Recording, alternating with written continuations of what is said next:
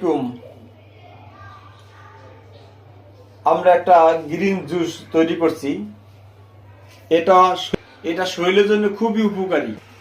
এটা খাবার আগে বুঝতে পারিনি এটা কেমন ম্যাজিক, কিন্তু খাওয়ার পরে বুঝতে পেরেছি এটা আমাদের শরীরের জন্য কত উপকারী।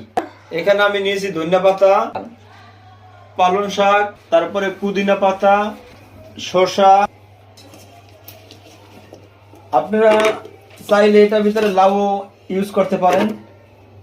আমরা এই 3-4 আইটেম দিয়ে বানাচ্ছি।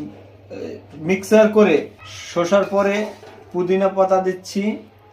পুদিনা পাতা শরীরের জন্য অনেক উপকার এবং খাইতেও খুব ভালো লাগে। আমাদের দেশে বেশিরভাগ মানুষ পুদিনা পাতার রস খায়।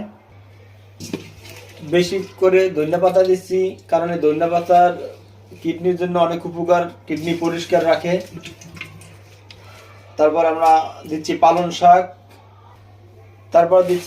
শাক। এটি গ্রিন জুস বললে ভুল হবে, এটা একটি ম্যাজিক জুস।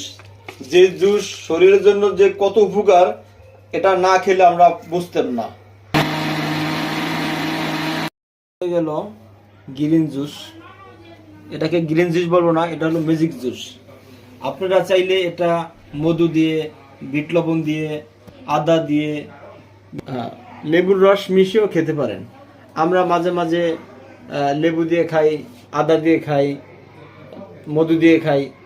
যার যেভাবে রুচি আসে আপনারা ওভাবেই খাবেন এবং এটা শরীরের জন্য অনেক উপকারী।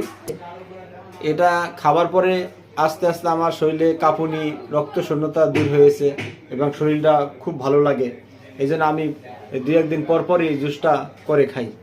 আপনারাও চাইলে খেতে পারেন এবং আপনারা সবাই ভালো থাকেন, সুস্থ থাকেন, এই দোয়া রইল।